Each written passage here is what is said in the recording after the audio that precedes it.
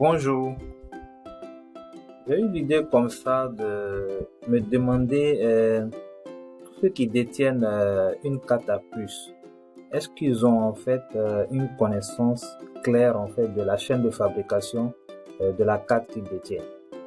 C'est pas vraiment sûr. Donc c'est pourquoi en fait dans cette présentation je vais vous décliner les différents cycles, les différentes phases qui rentrent en ligne de compte de la fabrication d'une carte à puce.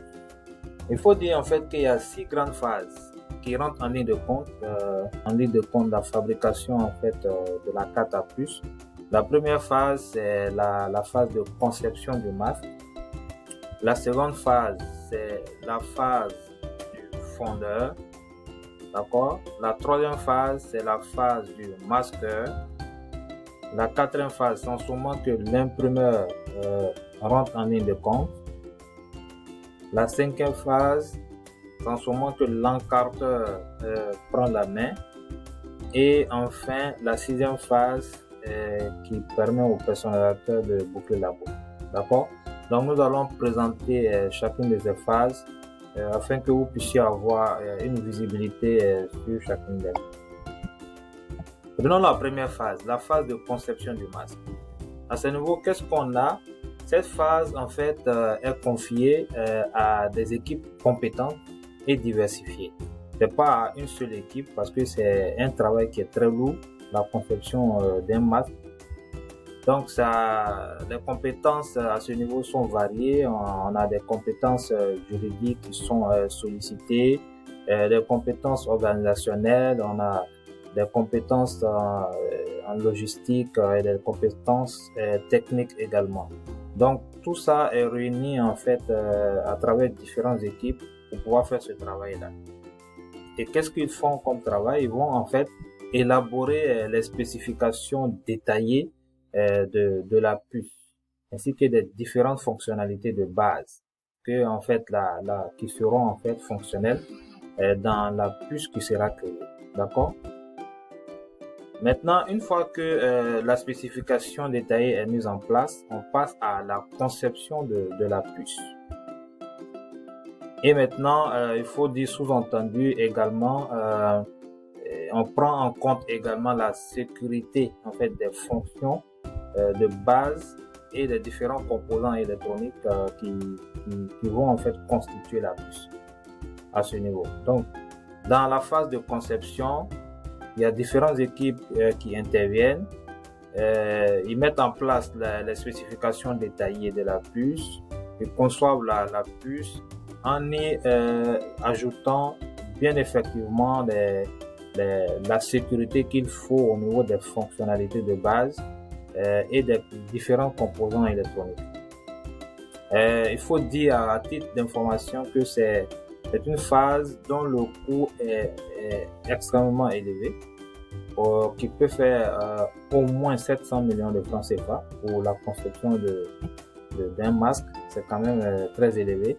Et les délais de conception, de façon générale, ça part de plusieurs mois à plusieurs années. C'est quand même lourd comme activité. D'accord?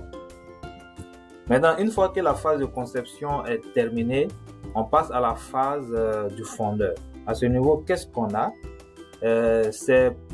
Il y a en fait 2 niveaux. On a deux phases, 2 sous-phases à ce niveau-là.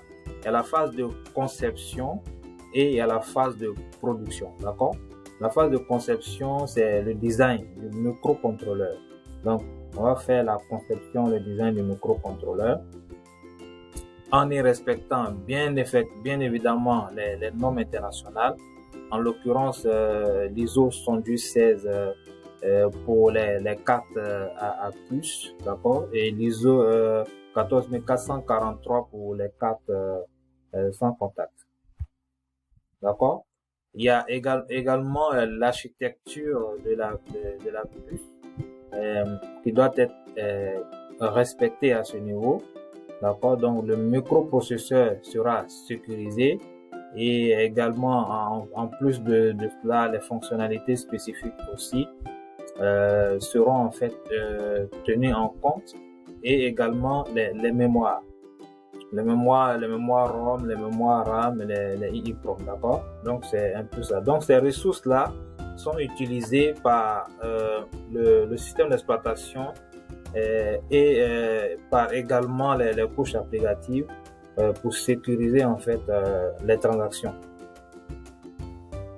D'accord? Maintenant, une fois que la conception, le design est terminé, est validé, on passe à la phase de production du microcontrôleur. D'accord? Et cette phase de production là en fait se fait dans des usines spécialisées dans la fabrication de circuits intégrés. D'accord? Et cela nécessite plusieurs semaines de travail également. Maintenant, en termes de process, comment ça se passe au juste? Il y a en fait ajout en fait sur une tranche de silicone. On prend on prend une tranche de silicone et on ajoute en fait des milliers de composants électroniques, d'accord? Et en fait ces composants électroniques là sont déposés en fait sur un support qu'on appelle des galettes, des wafers, composant en fait qui a plusieurs petites galettes, voilà, en fait c'est pour pouvoir donner on va dire une caractéristique bien définie à la puce, d'accord?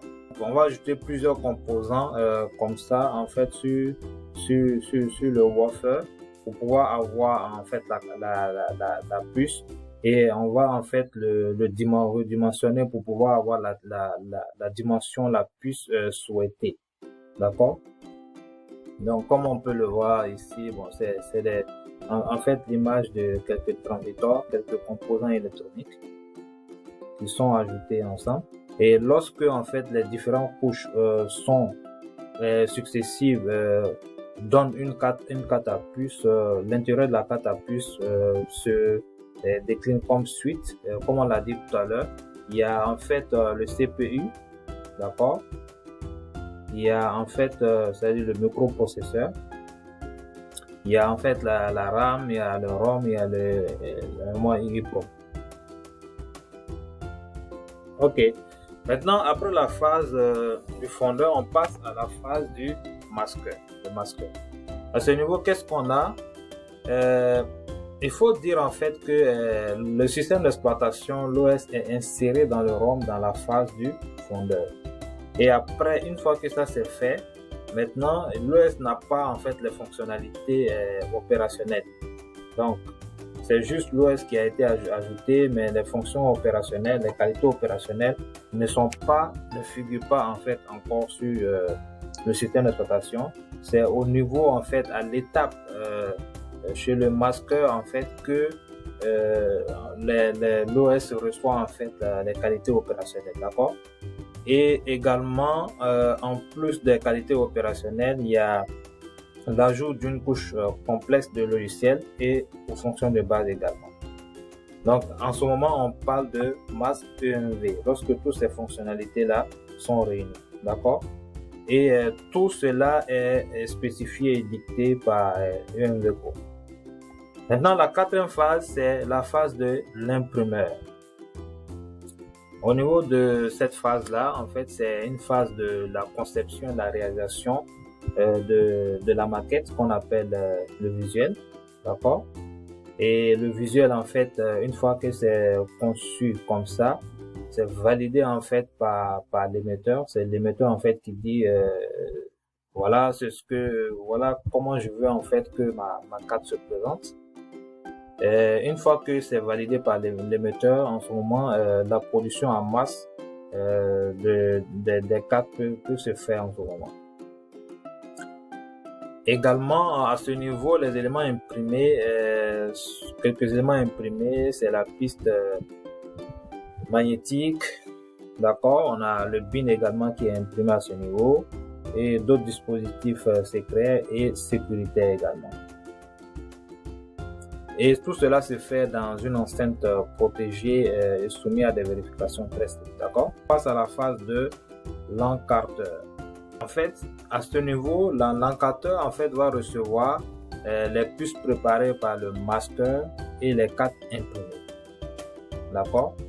Donc, le masqueur envoie en fait les puces à l'encarteur et également l'imprimeur envoie également les cartes déjà préparées à l'encarteur également. Donc, une fois que l'encarteur reçoit ces éléments, l'encarteur en fait va préparer l'alvéole qui va recevoir la puce. Et cette phase-là, on l'appelle le laminage. D'accord? Et après maintenant, il va procéder au collage des microcontrôleurs dans chaque alvéole. Et c'est ce qu'on appelle l'encartage. Également, il y a la possibilité à ce niveau de charger l'applicatif bancaire EMV dans la puce si ce n'a pas été fait dans les phrases précédentes, surtout au niveau du masqueur. D'accord? Maintenant, la dernière phase, c'est la phase de personnalisation au niveau du personnalisateur.